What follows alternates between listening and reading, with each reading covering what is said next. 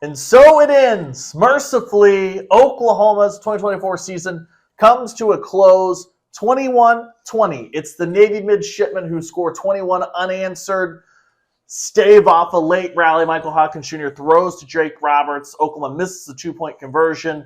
6-7 for the second time in 3 years. That is how it ends in Fort Worth for Brent Venables. Recap of the Armed Forces Bowl. I'm Ryan Chapman. That is John Hoover for the Sooners on SI Postgame podcast. And John, it's not that Oklahoma lost the Armed Forces Bowl, right? We kind of talked about it. What does it really mean? All that stuff. It's the manner in which Oklahoma lost the Armed Forces Bowl that is only going to compound and add on to all the questions that are going to be asked of Brent Venables and his coaching staff, but mainly Brent Venables as he heads into a pivotal 2025. Yeah, something Brent said that stood out to me in the postgame press conference was not good enough by me, the head coach. This all falls at my feet.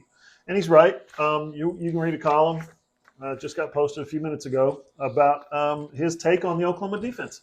He says, once again, that the Oklahoma defense isn't what it was for the last decade. It wasn't. We weren't that bad, is basically what he's been telling us all year. We weren't that bad. We were bad enough to lose at Missouri. We were bad enough to lose to Navy. But, guys, we weren't that bad. We weren't as bad as they were in 2018 or 2022 or 2021, I guess.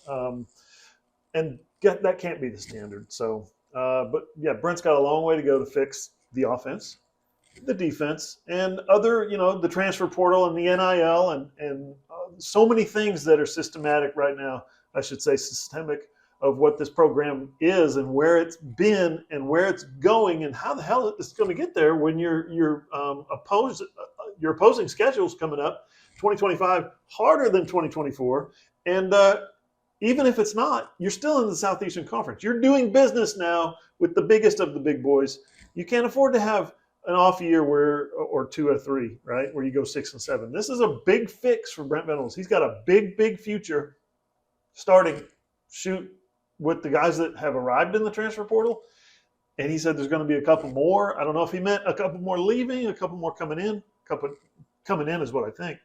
But he's got so far to go from what this fan base expects out of this program. We'll see if South Dakota or Missouri State has anybody in the portal that Oklahoma can scoop up to add to their FCS All-Americans. Part of what is so concerning about today, though, is you're right. Next year, same SEC schedule, just flipped. We knew that. Yep. And then you're basically replacing Temple with Michigan, right? And that's a Michigan team that is asking their own questions of their own offense, all that. And this was supposed to be the first glimpse of that unit, right? You don't have John Mateer, but you have a lot of this offense. Yep. Oklahoma, their transfer portal additions, Giovanni Gibson coming from Arkansas Pine Bluff, Keontez Lewis coming from Illinois State by way of UCLA and Wisconsin, then Isaiah Zatanga from Arkansas. Those are your three so far, and a lot of the thought process was they believe in their young talent at wide receiver that has done nothing all year long. They believe in their young talent along the offensive line, especially that left side. On defense, they believe in a bunch of those young guys coming through. So while this Armed Forces Bowl was not going to make or break the 2024 season, and while it's not going to be high, low, whatever, there's a lot of improvements to be made before the 2025 season. That's why today's game mattered, getting the look at that. And when you run down it, John, Oklahoma wins the first downs, 27-11. Oklahoma wins the total offense, 433 to 318. You're sitting here going, okay, both teams missed a field goal. The Sooners had one fumble that led to the missed field goal, so their one turnover didn't hurt them. Yep. You would go on paper, that feels really comfortable, right? But here's the things. 7 penalties for 45 yards for Oklahoma, one of which a backbreaker wipes away a huge 50-yard-plus run from Michael Hawkins Jr., but it's stuff that doesn't show up in the box score. Yeah, It's 6-7 drops, 2 by Sam Franklin, 2 by Zion Reagans, 2 by Zion Kearney, and 1 by Gavin Sawchuk that don't show up. It's hard to watch. It's hard to watch, and it's the fact that, and this is what I wrote about after the game, kind of season obituary / previewing the offseason. When you look and you go through the Brent Venables era, you've got game control issues, whether that be all throughout 2022, and if you want to be like Band-Aid roster, fine. But the game control stuff, regardless of who was on the team or not, has been a through line. You look at their 2 losses in regular season play last year. They had the interception by Ethan Downs that should have ended the Kansas game. They're finding ways to lose games from position of victory. They had the late turnover in Bedlam. They're finding ways to lose games from position of victory. They had righted the ship in the Alamo Bowl against Arizona. And then Jalil Farouk, fumble, scoop and score, a flurry. 10 minutes later, we're looking up going, how the heck is Oklahoma down by a couple possessions? You look today. Oh, the Missouri game. Don't forget that. Well, yeah, and that's not even this year. You talk about Missouri. You talk about just not even being in the football game against Tech. Like you were in the game against Texas, then 2 fumbles, and suddenly you look up and go, what the heck just happened? Yeah. Today, Oklahoma, the formula, John, to play a triple option football team is to not lead by 1, but lead by 2 possessions and have a chance to go up 3 scores early. If you do that, a team that wants to chew the clock and nickel and dime you and just run over you and wear you down has to just drop back and pass, which plays into what R. Thomas was do. Plays into the Danny Okoyes, who we didn't get to see today, all that stuff. That did not happen. Oklahoma got up 14-0. They got almost there, and then they start driving. It's hiccups. They get stopped on 2 different 4th and 2 or shorters. One as they were going to try to make it into the red zone, one near midfield, and it's just the hallmark of bad football teams is finding ways to shoot yourself in the foot when you've been in a position of strength. And that's what Brent Venables teams have done for 3 years, even when they won 10 games.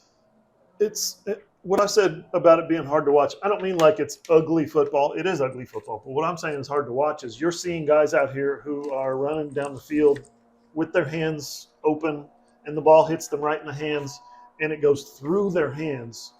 3 times could have been touchdowns. 3 times could have been touchdowns. Michael Hawkins doing everything he can to put the ball on the money. He did that one time and got a 56-yard touchdown out of it because the guy caught it. Zion Kearney caught it. So it's hard to watch because you see these kids that are, they're working and they're nervous about being the next guy up and, I'm a freshman and this is my big shot. And then they just fail time after time after time. That's the part that's hard to watch. It's hard to watch like personally, like, ooh, that hurts. I feel bad for the kid. I feel bad for the coaches and everybody that's put, so much into developing these kids. You worry about the 2024 recruiting class, receiver-wise, because it hasn't gone well. You could say that about – I don't think you could say that yet about the offensive line. Those guys are still young, but this offensive line today, the best group that Oklahoma has run out there this season, 5th straight game with this starting 5 at the offensive line, couldn't move the football on 4th and 1 and 4th and 2? 4th and 1 and 4th and 2. Couldn't get a first down. Couldn't stay on the field. Couldn't sustain drives. You got drop passes. You got the penalties you talked about. Your best passer for the day. I'm kidding. The punter, Luke Elzinga, throws another completion. He's 3 for 3 on the season. The dude's on fire. Put him at quarterback, right? He has an 11-yard punt. He's an all SEC type punter, and yet he has an 11-yard punt. So many mistakes, just compounding and compounding and compounding. And like you said, this is emblematic of everything that we've seen from the last 3 years from this football team under Brent Venables. The 4th and 2 from the OU 45, that resulted in Navy's first touchdown. It got them back into the game, 14-7. That's the drive after Oklahoma stalled on the Navy 20-yard line on a 4th and 1. So 2 drives back-to-back. Oklahoma went 9 plays, 65 yards. It wasn't anything like sexy. 6 runs, 3 passes, goes down, opens up the scoring. Then you have the 6-play, 85-yard touchdown drive, which was really cool because it started out with the 2 Sam Franklin drops. That's where the drop started. Brent Venables basically had to go out on the field, and he chewed Sam Franklin alive. But it was a 3rd down Houdiniac by Michael Hawkins Jr. to pick it up on the ground, and then it was a big 3rd and 7, I believe it was, when they ran him out to the left, had 2 receivers veer out to the left. Both were covered. Good job by Navy's, but the protection was good. Hawkins rolls, finds Zion Kearney. Zion Kearney runs through an arm tackle, and you're sitting here going, boom, look at that. The freshman, the footwork, all that stuff we talked about with Hawkins, with Kearney. He's making a catch. He's not quitting in the scramble drill. He's breaking a tackle. It all looks good. And then from there was another 5 drops that really derailed any chance that Michael Hawkins Jr. had to get into any kind of rhythm, John. He had 2 drops from Reagan's, one of those on a play that Michael Hawkins Jr. had done a good job to keep the play alive, and he was trying to find a deep crosser down the field. Reagan's it just hits his hand, kind of bats off it, unable to get anything going. And suddenly you look at it and turnover on downs, the bad punt, then end of half, a poorly mismanaged 2-minute drill to end the first half. Again. They come out, They run 9 plays, but it's a punt. Then Michael Hawkins Jr. has the fumble. The play after Horvat's 95-yard touchdown run. How many times this year has it been, John? Immediately, the next play after something bad or good happens, then Oklahoma comes down, misses the field goal. They have to punt. It seemed like a puzzling call at the time. Brent Venables had all those timeouts. It ended up being perfect because Navy had an incomplete pass, and the 2-minute warning meant that he only had to burn 1 timeout. So a little bit of that there, and then they come down the field. But it was bordering on a disaster. And it wasn't because Michael Hawkins Jr. was bad. It was because he couldn't get into rhythm after he had gotten into rhythm. Because here's the thing with the freshman wide receiver, Sean. They've played all year, and they've not got any better. Played a little bit all year. They've been the guys all year. The back half of the year, you're right. Since Burks went out, like they've had a chance outside of J.J. Hester. Mm-hmm. Deion Burks didn't play again today. So outside of J.J. Hester, the guys that played have had all year long, really since week 4. Yeah.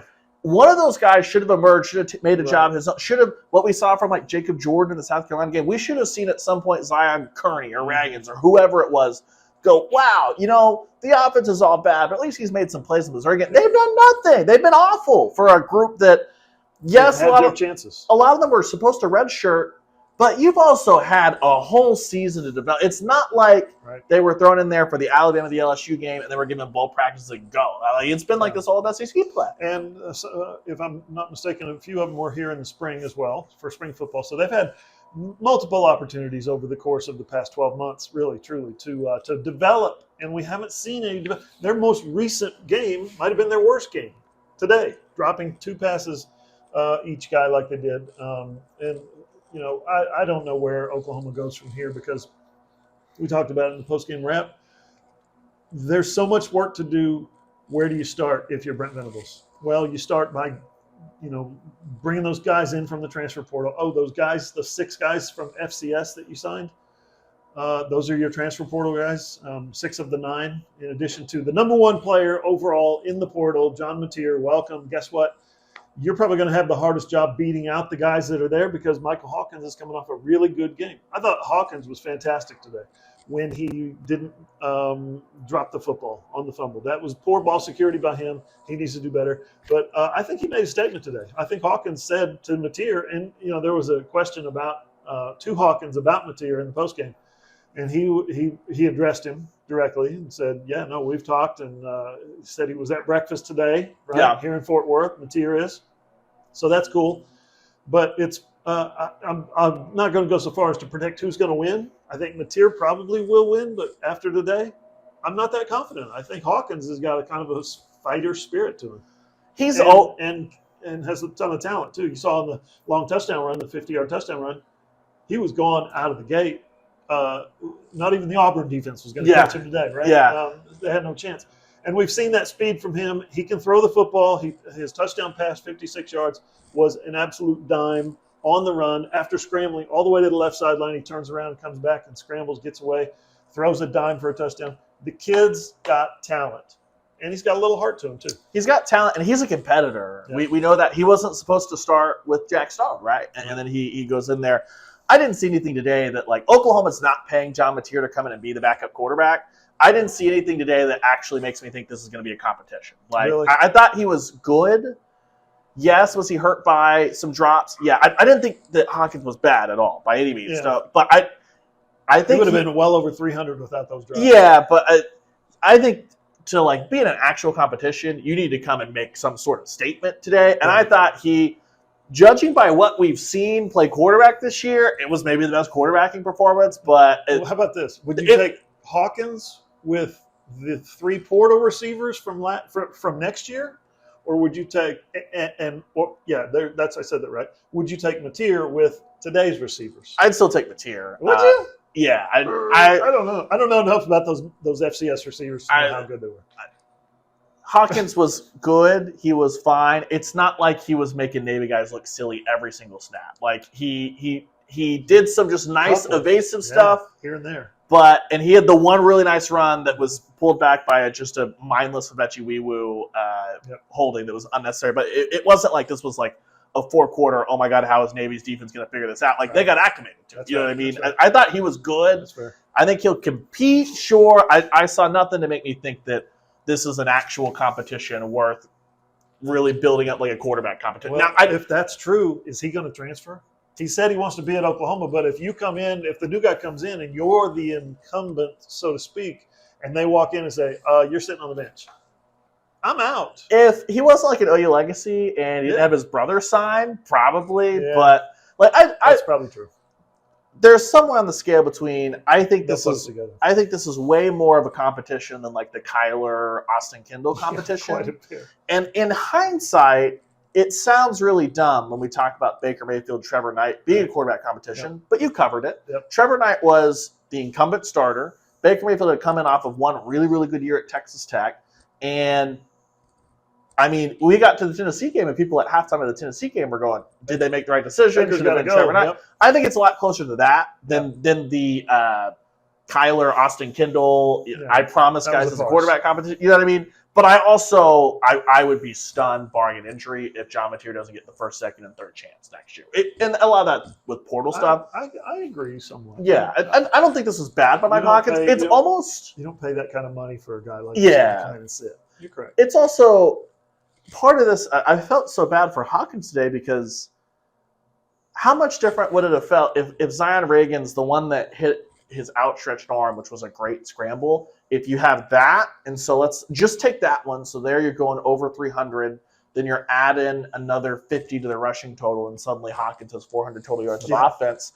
How much of that changes things? It's impossible to know because I'm so sour on what we saw from this team that blew a 14-0 lead against a triple option team and allowed 21 unanswered points that like it's kind of like the reek, the stink of this entire performance seeps over to everybody, even the guys that played well. That's fair. Like Ethan Downs, I thought was really, really good today, and it's going to go poof into the annals of history because you couldn't cover the fact that you knew Navy was going to try and play action pop past you a little bit more than your typical triple option, and they even did it in predictable moments. A 3rd and 7, a 3rd and 1 on the plus side of the 50, and Oklahoma's defense got sucked in and allowed it to happen every time. It felt like, except for the one time they threw at Eli Bowen. Eli Bowen was great on the flea flicker. That's true. That's true.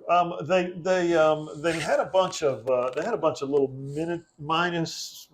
minuscule maybe mini type mistakes would be a good way to describe it, where you don't really. The coach, when he runs back the tape and sets down the player and they play it over and over and over like they do on video, the coach is going to see it and the player is going to see it. But in the course of a game, you might not see R. Mason Thomas on, I think, 2nd and 9, getting an outside release on a dead bead, in the crosshairs, pass rush on the quarterback, and the quarterback saying, "Oh, cool, we suckered him into pass rushing in an outside lane. I'm going to run this up here." And Horvath took off running for like 15 yards, 16 yards. I think that was the game. And it's just little tiny, teeny mistakes that eventually it's a death by 1,000 paper cuts. They add up. And that's what you start to see, 3rd down conversions and 4th down conversions. And you're like, well, how did they keep that drive alive? Well, how did they keep the ball for 7.5 minutes? It's because one guy got outside of what he was supposed to do, didn't do his assignment, wasn't disciplined. That's one of the things that really, when this matchup was first announced back on December whatever it was 2nd, I think, I can't remember. It was December 8th because the portal opened on the 9th. The portal opened the next day. That's right. So when this was announced, I said, okay, this is one of the most disciplined teams that we've seen all year versus one of the most undisciplined teams that we've seen all year. I hate to call point fingers and call names and cast aspersions, but that's what it has to be. Oklahoma is an undisciplined football team, and it showed out here today. Yeah, and again, I think the really frustrating thing is if the roles were reversed and Oklahoma had gone down 14-0 with like an early fumble, then I think we've all watched enough football to know how that plays out with a triple option team. You're fighting uphill the rest of the way. They're trying to chew the clock, wear you out, all that stuff. Oklahoma got Navy in the spot where that's dead to rights. That's the recipe for a blowout. Mm-hmm. The game should have been over at the start of the second quarter when Oklahoma starts marching and it stalls on the 20-yard line. So much so I asked Navy coach Brian Newberry after the game, I was like, hey, you were down 14-0, giving the ball back to Oklahoma. I don't have to tell you, and his eyes just lit up with this big smile of just like, yeah, I was worried. That was his first thing. And then he talked about that it was a credit to his guys to kind of acclimate to the speed of Michael Hawkins Jr. and stuff like that. But he basically was just like, yeah, like that was going to be a really bad situation if they didn't get that stop there. They did get the stop, and credit to them for then going out. And it wasn't after that they scored, but it was the second stop. They got the 4th and was that the 4th and 2 from the Oklahoma 45, and Michael Hawkins Jr. didn't get close. Yep. Like they didn't even need to measure. Like once everything settled, they looked, and then boom, from there, that's when Navy goes out. It finishes off with an 11-yard touchdown where he makes one guy miss, but really it was just well blocked up. And suddenly it went from Oklahoma's getting the ball back. At worst, it should be 17-0 because they're approaching the red zone, John, to it's 14-7 at halftime. Navy's getting the ball back. Both teams come out and chew some clock, but the opening salvo from each side, it plays to a tug-of-war. And it meant that Oklahoma, again, they did everything they needed to in the first 2 possessions on both sides of the ball to be in the spot to deliver a knockout punch. And instead, you're settling down going, it's going to be a fourth-quarter fight because Navy doesn't have to do what they don't want to do. And that's when the big play happened. Yep. Horvath, we looked at it a million times. It looked like PJ Adebawore He was in the hole. went a little outside. That allowed the left guard to just totally seal out Jaden Jackson. I believe it was Peyton Bowen and Michael Boganowski, the 2 safeties behind, that weren't able to make things happen. And they both flowed to the right where the run action was. There was a handoff. There was I'm sorry, not a handoff. There was a fake handoff, and it looked like they were starting the triple option action where the tailback's coming behind the quarterback, and he's going to ride it out, and then he's going to either hand it or he's going to keep it and pitch it. And what he does is he keeps it and cuts it up the middle, and everybody flowed, and the thing was wide open. You had I counted at least 4 guys, possibly 5, that were way out of position. Brent Venables said 95 yards. Got to stay inside, went outside, technique, eyes, all that stuff. Yep. Suddenly, it's the longest rushing play in Navy history. Golly. The history All of they Navy do football. is run the football. The history of Navy football. Unreal. It's 14-14. You know why? Because Navy historically has so many little slow white guys that can't go 95 yards. That dude did it against the Oklahoma defense, went 95 yards. One player had a shot at him, Woody Washington from the backside, and they called him down at first. But he stretched the ball across the goal line, and as he was going down, Woody couldn't catch him, and nobody else. I mean, both safeties were out of position. Kip Lewis took a step to the left where all the blocking action was, and he got himself buried behind all that, all the blocking. You got a 210-pound linebacker that's not going to be able to fight through that trash. And then both linebackers also followed one guy took the pitch man and one guy took the dive, and there was no pitch and there was no dive. It was a quarterback keeper up the middle, and it's like, y'all forgot to cover the quarterback. Well, it's option 101. Man with the ball. You got to stop the ball first. Stop the football first. You got to stop the dive. You got to stop the quarterback, and you got to stop the pitch. But the quarterback has the football, and that's one of the things we learned back in the day, man. When you play triple option offense, you got to get – and they did a good job for the most part. Well, here's the thing. For the day, but holy crap, 95 yards on one play? Navy finished with 318 total yards of offense. 143 of them came on 3 plays. And that's stuff to say. Like, Horvath, credible warrior. I love watching him play football. He'll be a great defender of our country someday. In the throw game, he was not great today. There were 2 completions that, because he didn't hit his guy in stride, they had to readjust and ended up falling down. Both of those would have been touchdowns. One of them would have been a touchdown additionally to what Oklahoma didn't give up, because that was on the first drive of the game. So it should have been 28-20 there. I believe they scored on the other drive. He also missed another guy wide open, but that kicked off the sequence, that 95-yard run. That happens. Next play, Hawkins Jr. fumbles. Oklahoma's defense holds. Navy misses the field goal, but then what does Oklahoma do? Can't give them success, can't live with it. That's a Brent Venables tenet now. They go miss the field goal, and then Navy goes on. This was the option 101. They get the ball back, 14-14, go 12 plays, 66 yards, eat up 7.5 minutes. That was where you went, okay, you had the chance early. You didn't take it. You can't deliver a knockout blow because they're a bad football team incapable of doing it. Again, it's not that they lost this game to go 6-7. If they were 7-6, no one would be saying, oh, everything's fixed. Yeah. Because they went 6-7, I think it's just the manner at which again, Oklahoma has a very high standard. If it walks like a duck and quacks like a duck, Brent Venables is a head coach. It's the questions that are being asked. This has been 3 years of it. Even in a 10-3 season, the 10-3 season, I know you're probably tired of hearing this. Oklahoma, since the Big 12 was a thing, beat Texas once and missed the Big 12 championship game in 1996. It did not happen again until 2023. They beat Texas. They beat the best team on their schedule. And why? Because he's a bad football coach, head coach. The team can't handle success. You piss away a Kansas game where you had a moment where it should have been, oh my gosh, the defense comes up and beats. You're in that Bedlam game when it stalls out. Well, you had a double-digit lead. Yeah, it's all the tenets of a bad football team, and we've seen it for 3 years. Yeah. It even when they're good, you have the UCF game, who stinks, and you have to hold on for dear life. That Cincinnati game. Now, that's early in the year. You can grow up that. But what Brent Venables' team has gotten better over the year? No, none of them. He's 0-3. There's a reason he's 0-3 in bowl games. The teams have not gotten better. The teams, as the transfer portal has taken its toll on the Oklahoma roster, you've seen a dwindling of the Oklahoma talent. You've seen a loss of product in the Oklahoma, the quality of Oklahoma football as the guys transfer out, and you can't replace them for the bowl game that semester, right? You got to coach some guys up. You got to find some freshmen. You got to develop some backups, whatever it is. That hasn't happened in any of these 3 bowl games. And again, it's a thermostat temperature thing, right? Like, because you're 0-3 in bowl games, that's not the end all be all. Bowl games now mean less than ever, right? Well, but you're 0-3 in crappy bowl games too. Well, the only reason you can't win it. Bob Stoops used to go to the Insight Bowl, remember that, and the Connecticut Fiesta Bowl, remember that. Bob Stoops used to go to crappy bowls and win. On Holiday Bowl, went on autopilot. Right. The what's in El Paso?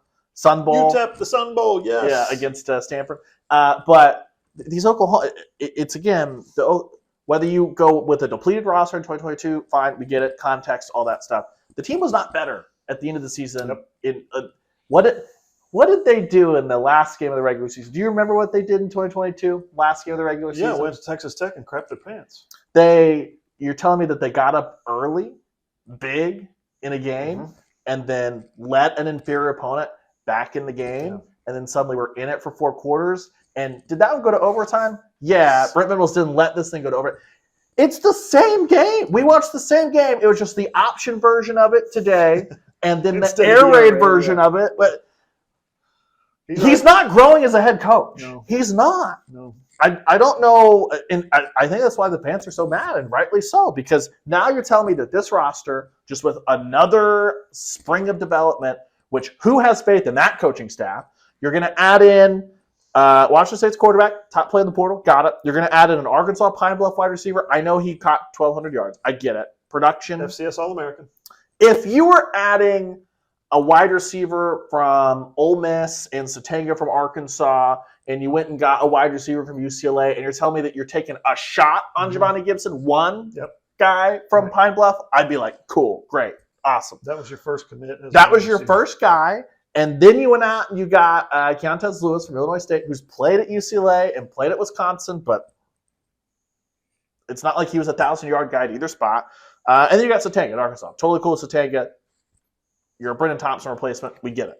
And then you're adding Western Carolina right tackle, a Stanford tackle who was on a bad Stanford team.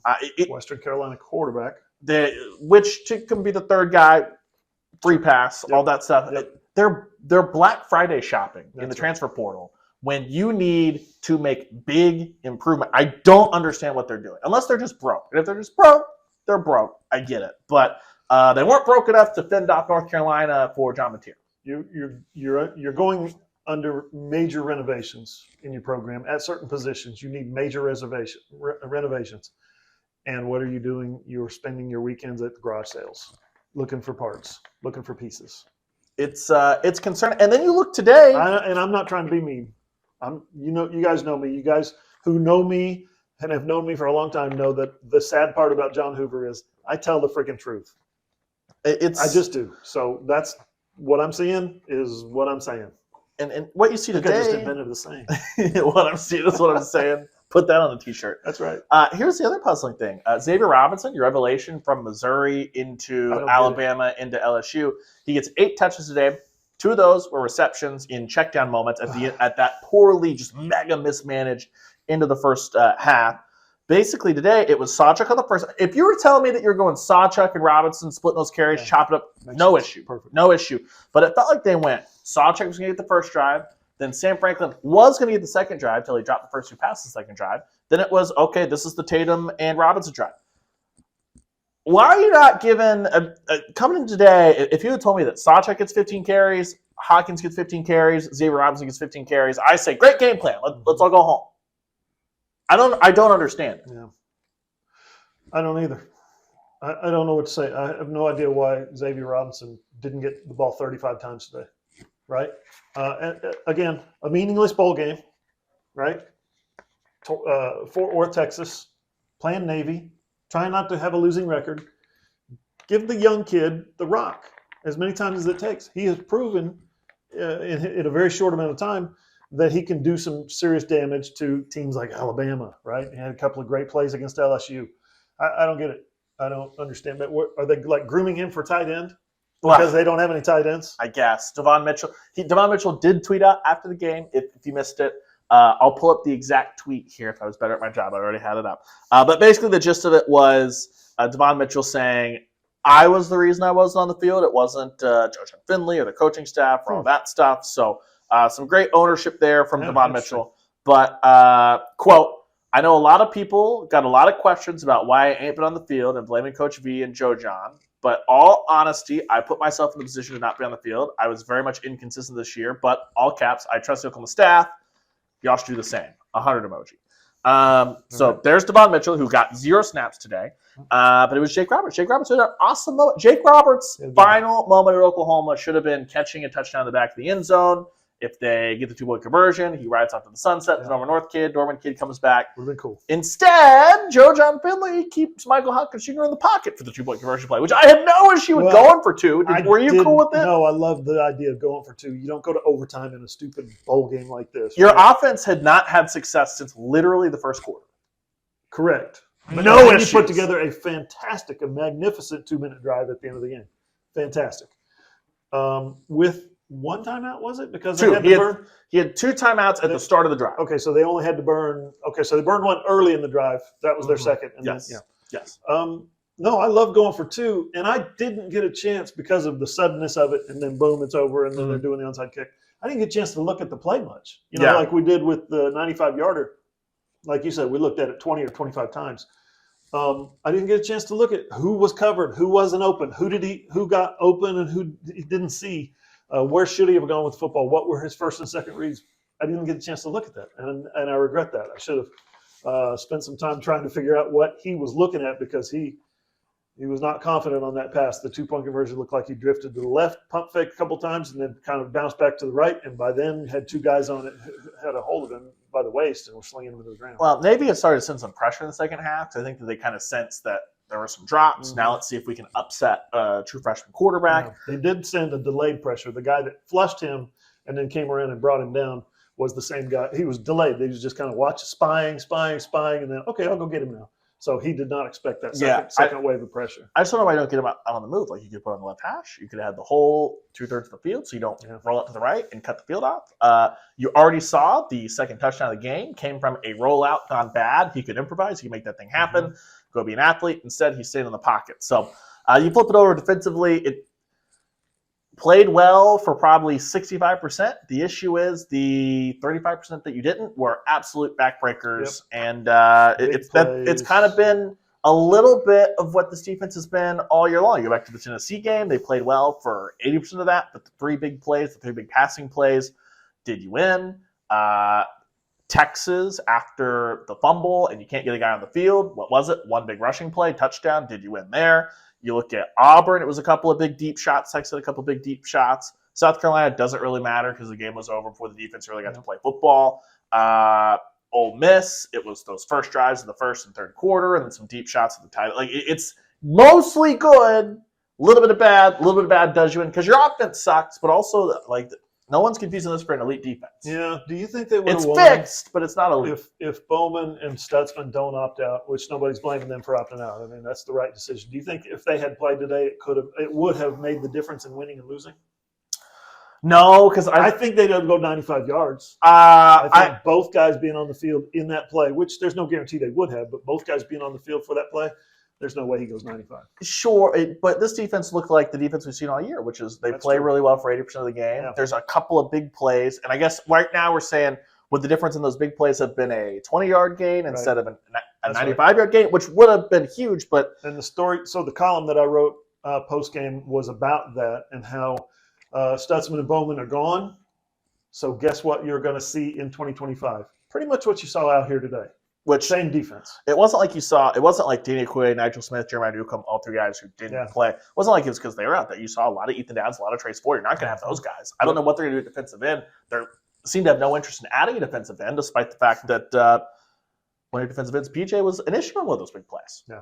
He had a good moment in the I was talking to you. It was the third quarter when Horvath, it wasn't quite a sack. So I think he technically got back to the line of scrimmage. But PJ, unlike R. Mason, who bowled off the line in a 2nd and 9, PJ took 1 or 2 steps, was like, I don't need a huge pass rush move, then saw that he was shot back to pass, then did a secondary move and flushed him out. He didn't get credit for the sack because he flushed him out. But he had some good moments, but it's going to be inconsistent. And it comes all the way back to that. Inconsistent. That is Oklahoma football under Brent Venables. And the fact of the matter is, whether it be NIL, the portal, all these playing fields that get leveled, you can't afford to be as inconsistent as Oklahoma is, because even when everything breaks right, you end up going 10-2 and not making your conference title game. Yep. When things go poorly, when you get injury luck, when you're in a much better league, you go 6-6. Yep. And you finish 6-7 against Navy. Yeah, no, I have nothing to add to that. And now that sums it up. Now, as you spin it forward, we don't even know what the coaching staff's going to look like. The next time we'll be on a football field for the spring game, Brent Venables was asked after the game about reevaluate, because he had talked about 6-7, you're going to reevaluate everything. Everyone take a drink. You've heard that from him before. I'm kind of over the Brent Venables post-game press conference experience as far as like it's the same. I get it. He's disappointed. He's not disappointed in the effort, disappointed in the execution. He's now leaning on the Alex Grinch defense as his crutch to be like, well, I fixed the defense. Yeah. Not to mention that the offense was as bad as any of those defenses ever were this year. That was you as well. He's talked about that. He's owned that. He's not run away from it, but that conveniently doesn't get brought up 7 times. But he was asked about reevaluating some of those spots on the coaching staff. It was asked in a way that could be broad, but it was pretty much targeted at the lack of development at tight end and running back and receiver.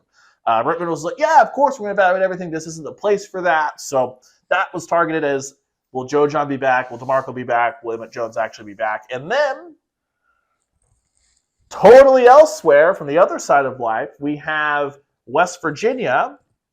Rich Rodriguez, now the head coach back at West Virginia, come from Jacksonville State. Yep. He has not hired a defensive coordinator yet. Zac Alley was his defensive coordinator a couple seasons ago, obviously, 2 seasons at Jacksonville State. We have reached out to the West Virginia side of things because rumors just kept popping up this week that on the West Virginia side, it feels like the Mountaineers, at least from their side, once this game is done, think that they're going to throw a bunch of money at Zac Alley, making a big push. All that stuff, make a big push. He was asked on the OU post-game broadcast after that, and he kind of did all this stuff always pops up, and he talked about, I'm looking forward to next year, ready to get back to work. So it wasn't the unequivocal, I'm not going anywhere, but he was talking about going back to work next year with Oklahoma. So he's smart. He knows that's not how you get raises. Yeah, by saying I'm not leaving. Amen. You leave that door open and get yourself a big raise. Amen. So we'll see with Zac Alley. I would still be pretty surprised. I would even label it as shock if he takes that West Virginia defensive coordinator job. Me too. I've not been able to hear it. He's a Venables clone, let's be honest. Everything from the Oklahoma side of things has been confidence from the people I've talked to. I don't know. I guess we haven't compared notes when you do it on air. But everything I've talked about, everyone I've talked to has just been cool, calm, confident, quiet is kind of the thing. Not the quiet of like, oh, God, what's happening? They're quiet. And not that they're not expecting Zac Alley to be back. So I would be stunned, shocked, all those things. But he's Venables' best hire. He is his best hire by far. And if he loses him after 1 year, then what are you pointing to? Like, what's the sign that you're tapping? You're defending the standard. We get it. You fail at that miserably. But what's the other side you're tapping at? You're Brent Venables. it's been bad. We got a new DC. That's what you paint up on the wall. Paint up on the wall. 2 straight years, 2 new coordinators. How could this go wrong? So that's what you're looking at. 6-7, 10-3, 6-7. Pop quiz. Do you know the last time that Oklahoma had a head coach that had 2 losing seasons in his first 3 years? 1935 and 1936. Oh, I wish it was obviously John Blake. We're going back to the 90s. Okay. The last time that Oklahoma had a head coach who had 2 out of his 3 years losing seasons. I was trying to cut John Blake some slack. I know you were, but we know this. The Brent Venables era, 1998. Hope you liked it. Yeah? No? Did Oklahoma fans not like the 90s? As I recall, they're not fond of the 90s. At this point, and here's the issue, and now we're just going to get into some real philosophical stuff. John and I spent a lot of time driving places, right, to cover these games, spent a lot of times road games, all that stuff. I had wondered to Hoover during the first season, not like when everything was bad, all that stuff, but just, hey, what does it look like if this is the Gary Gibbs of 2.0, where it's not bad, but you're not getting over the hump and you're not quite winning at exactly the level, but like you're not getting better. Yeah, because I was thinking like we were doing what does it look like with Brent Venables, and then this is year 1. Is a home run higher? What does it look like if it doesn't go well? And between his work from Bill Snyder to Bob Stoops to Dabo Swinney, I wasn't thinking that Brent Venables was going to be. I was like, man, he might, with all that coaching experience, maybe he's just a Gary Gibbs level coach. What does that look like?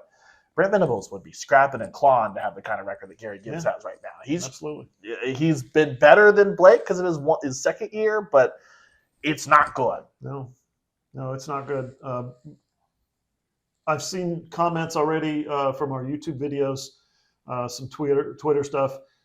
People are, and it's been this way for all season. It's been this way since probably the Tulane game, probably the Temple game. Probably the Temple game. I think Tennessee is when Temple was terrible, and they put them away by scooping up the football at the 6-yard line and picking up the ball on a fumbled punt.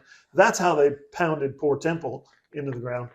It's been that Houston the following week, Temple or Tulane. I mean, people have been riding Brent all season, and now that he's 6-7 and the season's over, saddle up and ride away from my money, because what you're saying is true. He has not gotten better as a head coach. He's not developed as a head coach. The program has not gotten better under him as a head coach. So I saw Joe Castiglione a couple of times. I didn't stop and engage him in conversation. I waved, hi Joe, a couple of those times. You could just see the machinations going on behind his, in his head that are just like, he's probably thinking, please don't ask me any questions about Brent. Please don't ask me any questions about Brent. If you're him, would you want to answer those at this point? No, I mean, season? Of course not. He's had to sit through a nightmare for him. Joe's at every press conference, obviously. He's the athletic director. He's had to sit through a lot of losing press conferences. Yes, a lot, and you a lot of add them up. It wouldn't come up to what Bob and Lincoln.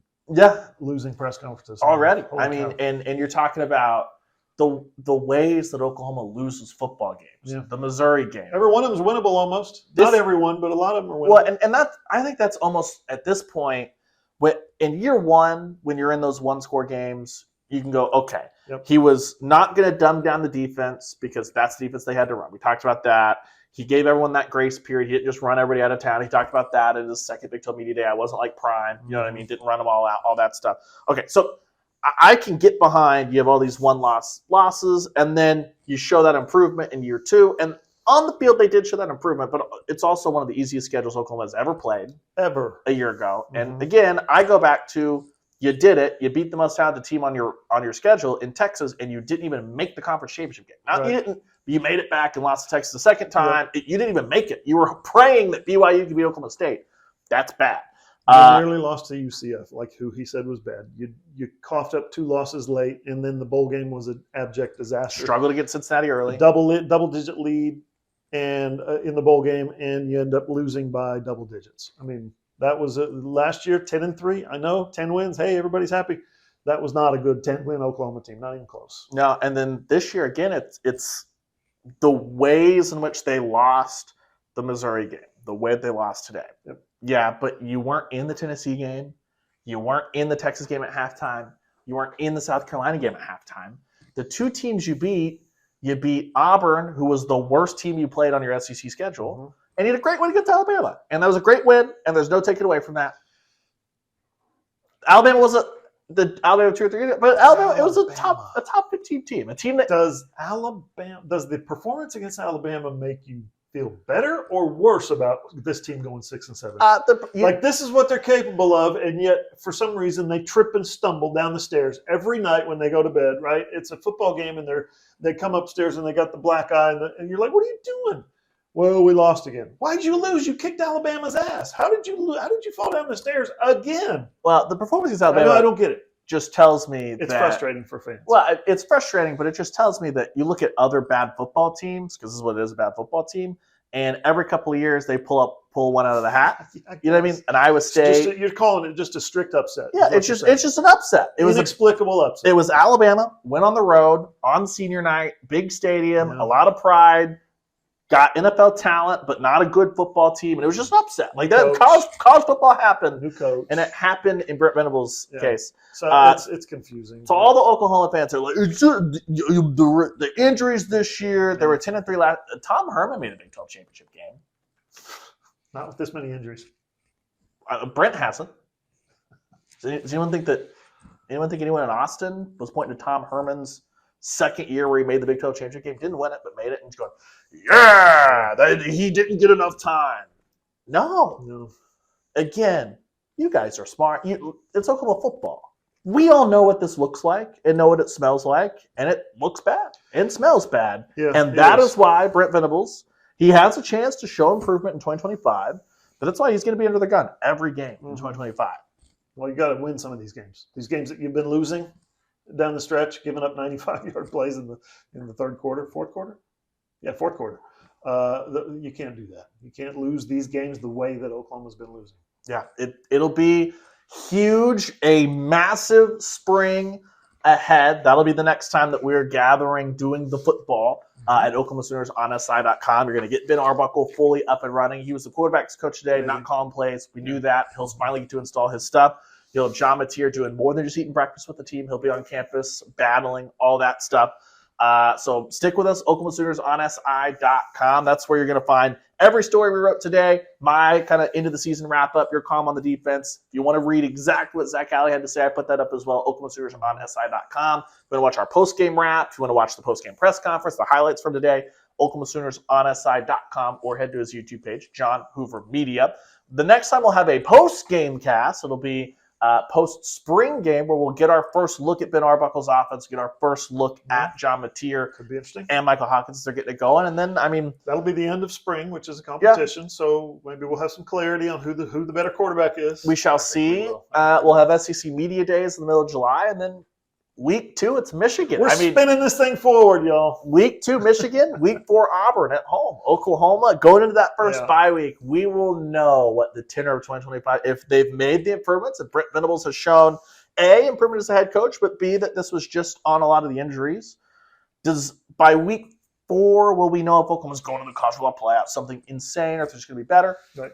No, but we'll know pretty quick, I think, if this is headed toward they're getting a lot better. They're getting on the track. Can he win enough? We'll know if, oh my gosh, they're 4-0. It looks great. Or they could very well be 2-2, and we'll already be watching going, how bad does it have to get against Texas? How bad does it have to get against South Carolina? It's going to be a really huge year ahead, and it kind of started off today. 2025 started today, and it started off on a sour note. Yeah, and Ryan's doing a good job projecting into the future, taking a look and peeking into the future. I want to spend a couple of seconds just expressing my gratitude to you guys that are watching on YouTube, that are watching on the website, that are listening on the podcast. Sooner Nation has been fantastic to us over the years. When we started this thing in 2020, you guys have been amazing. Whether I'm talking about the Bowmans who live in my neighborhood and stop me and we talk for 20 or 30 minutes while I'm walking my dogs, or Mark and Tammy from Moore, who I met last night at the OU team hotel yesterday while we were working. Mm-hmm. They stopped me and said, Hoover, John Hoover, come here and talk to us. And we stopped and talked for 15 minutes about OU football. we love you guys so much because the numbers that we've put up in 2024 have been unbelievable. And that's thanks to you guys and your passion for OU football and your your discernment for quality content by this guy right here. And sometimes I do some things as well. So it's our man Carson, who yes, he was here today. Carson's he's here. feeling sick, didn't want to be in a closed room, all that stuff. So we'll be back with him when he's up and feeling better. You know, with Carson, we've had some transition. We've lost some really talented people to other jobs. The Sports Illustrated group, the Sports Illustrated, the On SI Now group, went through a major transition back in early April. It was some scary times for all of us, but because of you guys, because of the passion that you have for OU and OU football, all things Crimson, right? Because of you guys, we have not only maintained, but we've grown and gotten more and more. The monthly numbers, I'm telling you guys, the traffic numbers that you guys bring to us are phenomenal. We're just so grateful for you all. So Mark and Tammy, there's your shout out. The Bowmans, there's your shout out. We love you guys. So thank you all very much. It should be a pretty incredible way as this thing continues to go on. It doesn't stop here for us. Obviously, Hoops coverage, they get going again on Sunday. The Sooners have a pair of top 15 teams as they roll into SEC play. And if you're here, you know, I'm just February. We're about 60 days away until I become a very tired human once again. As softball fires up, we're going to have Carson mowing through baseball. So it should be a ton of fun. And then, as always, like we said, we'll be sprinkling a ton of the spring football content. And it's a pivotal year across the board. Big close to the 24-25 academic calendar with how basketball started out and softball and baseball. And it'll be a big start once football gets going next fall. Real quick, I know this is an Oklahoma postgame podcast, but if you will, it's kind of cool. Stuck around for the Brian Newberry press conference with Navy, just because we weren't doing a bunch of the players and stuff afterward. And so I was like, well, what else am I going to do? And a guy that, you know the story, right? Westmore talked about he's still an Oklahoma football fan. To get to, first off, see the big grin twice. First, when I asked him, like we said earlier, about the start to the game, and oh gosh. Then I asked him, did you think about going for it on that 4th and 1 right before the 2-minute warning? And he had this huge grin. He's like, yeah, I thought about it for a long time. And he was talking about they still had 2 timeouts. See if we got the first down, what it could be over, all that stuff. But him just watching him talk about how when Oklahoma took the field, hearing the band play Boomer Sooner, he said looking across to that sideline, looking across the stadium, and he basically said that there's not another red like that. It's a unique red.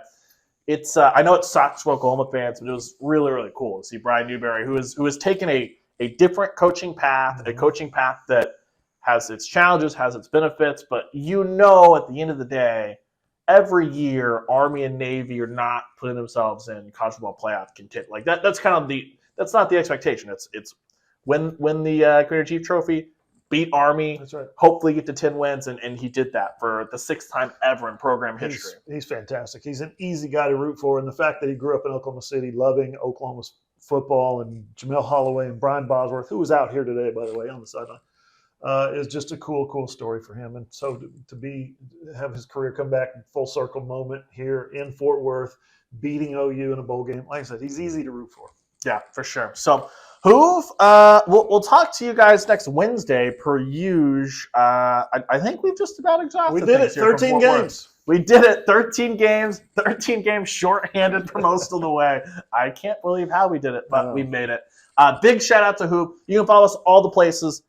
Twitter at Sooners on SI. John is at Johnny Hoover. I'm at _Ryan Chapman. Carson is at Carson D Field. OklahomaSoonersOnSI.com. That's the website. Go there, bookmark it. Easy peasy. We're still going to have the portal tracker rolling. Brent Venables said they're not done in the portal. Expect to add probably 3 to 5 more guys. So it's that hits OklahomaSoonersOnSI.com. Our transfer portal tracker's up and running.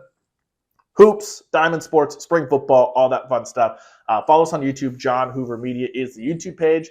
But that's all. Signing off for the last time this year from Fort Worth.